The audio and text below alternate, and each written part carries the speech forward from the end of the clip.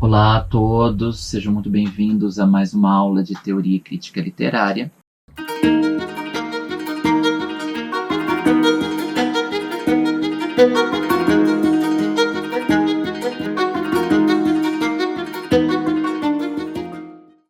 E hoje, a aula intitulada O Romance do Século XIX e a Crítica Literária, Mimesis de Auerbach, nós vamos dar sequência ao estudo do capítulo Na Mansão de la Mole, que se centra na análise de 3 escritores franceses do século XIX, Stendhal, Balzac e Flaubert.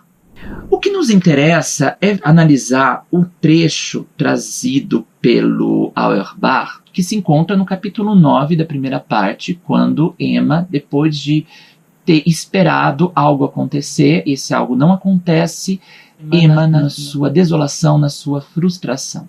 Mas era sobretudo as horas de refeição que ela não aguentava mais, nessa pequena sala do andar térreo, com a estufa que fumegava, a porta que rangia, os muros que ressumavam, as lajes úmidas. Toda a amargura da existência parecia-lhe servida no seu prato, e como a fumaça do cozido, subiam do fundo de sua alma como que outras baforadas de enjoo. Carlos era vagaroso ao comer.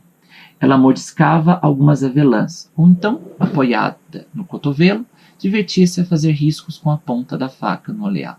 É interessante que, ao contrário do Balzac, aqui nós temos outros procedimentos estéticos. Todo quadro que se vê, essa cena que o Auerbach considera a cena primordial, a cena que explica todo o romance, todo o fastio da Emma com relação à sua existência, todo esse quadro ele está subordinado ao desespero da Emma, ao seu estado interno, representado pelo sintagma ela não aguentava mais.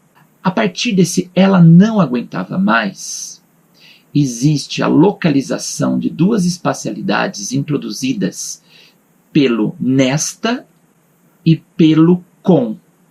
A partir do nesta, o na mais o esta, ou seja, a preposição e o artigo mais o demonstrativo, então em mais esta, e o com, outra preposição, essas proposições instauram no texto as espacialidades, a pequena sala do andar térreo e o com, todos esses elementos, a estufa, a porta e os muros e as lajes, marcado por esse ambiente de desolação, por esse ambiente de umidade, por esse ambiente pequeno burguês, em contraste com uma cena anterior, que era a cena do baile do Visconde. Então, nós vemos o casal almoçando, uma cena cotidiana, uma representação de elementos cotidianos, de elementos comuns. O que ocorre é a maneira como essa cena de marido e mulher sentados à mesa é representada.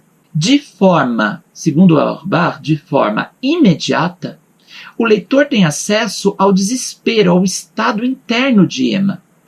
E de forma mediata, ou seja, mediatizada por esse estado interno de Emma, o leitor percebe o quadro.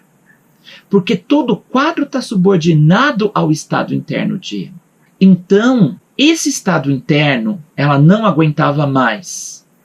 Mas as expressões de espacialidade introduzidas pelas preposições e mais o sintagma toda a amargura da sua existência mostram que não é só com a comida ou com a forma vagarosa de comer do marido que causa repulsa a Emma, que ela não aguentava mais. Essa amargura da existência não é só o comer vagaroso do Charles, o jeito bonachão insípido do Charles, como toda a existência de Emma, essa existência pequeno-burguesa, essa existência de classe média, que era aquilo que lhe causava esse fastídio. Porque como nós vemos na oração Carlos era vagaroso ao comer, parece que introduz uma nova oração, Com novo movimento, sim, de fato introduz uma nova oração, com novo movimento rítmico, mas há uma retomada, uma variante do movimento principal de ela não aguentava mais. Ou seja, o Carlos era vagaroso ao comer é o motivo principal do ela não aguentava mais. Porque toda a desolação, toda a asfixia, todo o espaço triste, a comida habitual, a falta de toalha de mesa, todo esse conjunto, segundo Auerbach, parece tanto a Emma como ao leitor que tem a ver com Charles, que seria diferente se ele fosse diferente. Claro que ainda não se trata, como diz o Auerbach, como naqueles romances em primeira pessoa, ou naqueles romances que nós podemos pensar, naqueles romances de monólogo interior, de fluxo de consciência, como depois o Auerbach analisa no To the Lighthouse, da Virginia Woolf, e no Em Busca do Tempo Perdido, do Marcel Proust.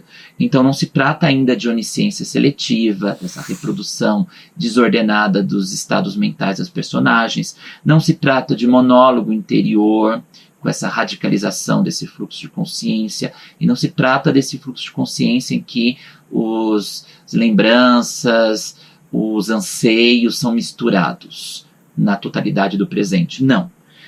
Existe a mão segura do narrador que ordena esse material psíquico da Emma. Então, o que o Auerbach comenta é que o Flaubert ele torna linguisticamente maduro o material que a Emma, em plena subjetividade, fornece. Que se ela fosse capaz de ordenar esse material, ela não cairia, por exemplo, na lábia dos amantes. Ela não se perderia. Ela ter-se emancipado de si mesma e, com isso, estaria salva. O que ocorre é que nós temos um material, que muitos romances do século XX são materiais de personagens que aparecem no fluxo, que espraia no discurso do narrador de uma maneira desordenada. Aqui nós temos uma maneira ordenada. O que o Flaubert faz é ordenar esse material psíquico de Emma. Muitas vezes, sim, utiliza-se do discurso direto livre e de outras técnicas que nós vamos ver na próxima aula. Mas o que ocorre é principalmente, por mais que o narrador ele se distancie à medida em que ele mostra cenas, muitas vezes a partir do olhar da personagem, a partir do olhar de Emma, nós vemos o quadro pelo olhar de Emma, embora muitas vezes também vejamos o quadro pelo olhar do narrador. Ele joga esses vários pontos de vista.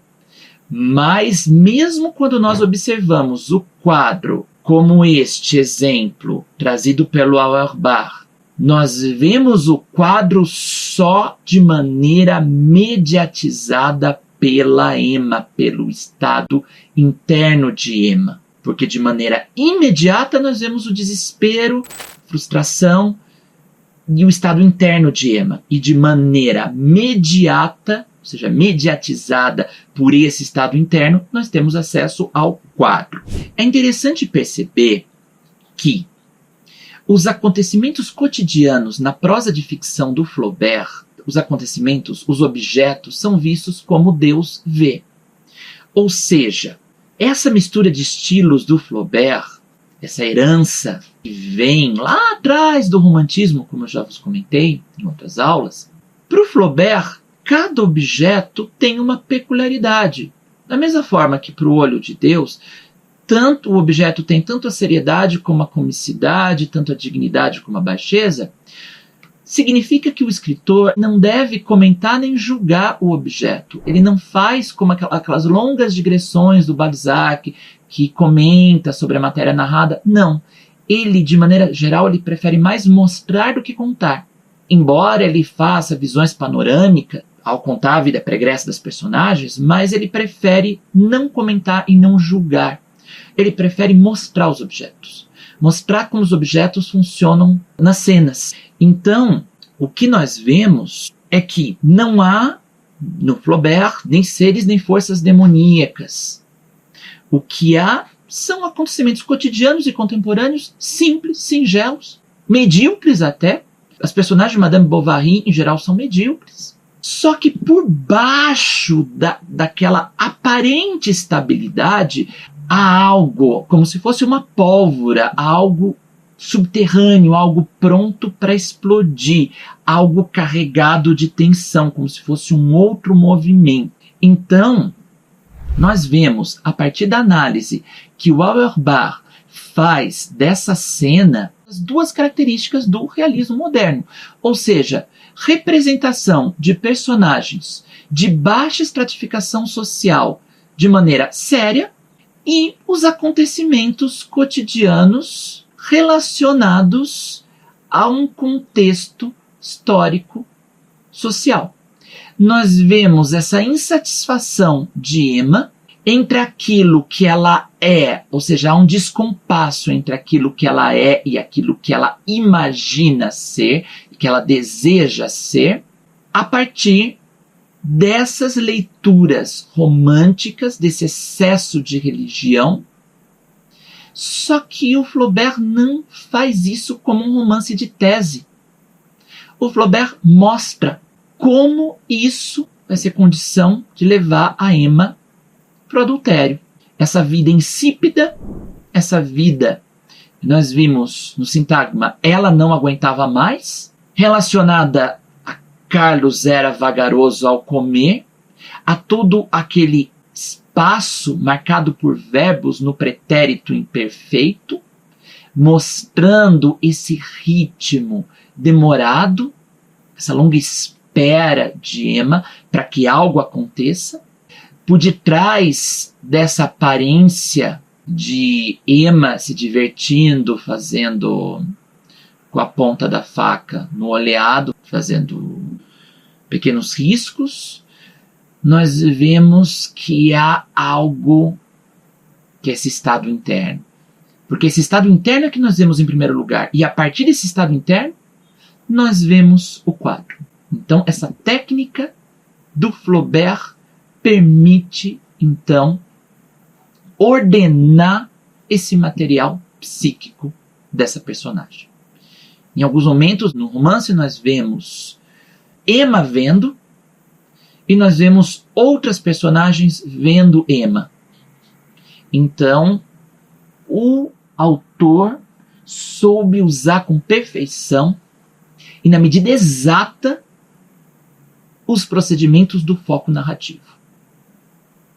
Uma vez que a escolha do foco narrativo, como afirma Norman Friedman, é essencial para gerar determinados efeitos de sentido numa determinada narrativa. Na próxima aula, vamos continuar a estudar Flaubert. Nós vimos uma abordagem teórico-crítica feita pelo Auerbach com a conciliação de um método estilístico que seleciona uma cena e a partir dessa cena desenvolve a relação com todo o romance em questão e com toda a obra do escritor nessa sua configuração histórico-sociológica. É isso por hoje.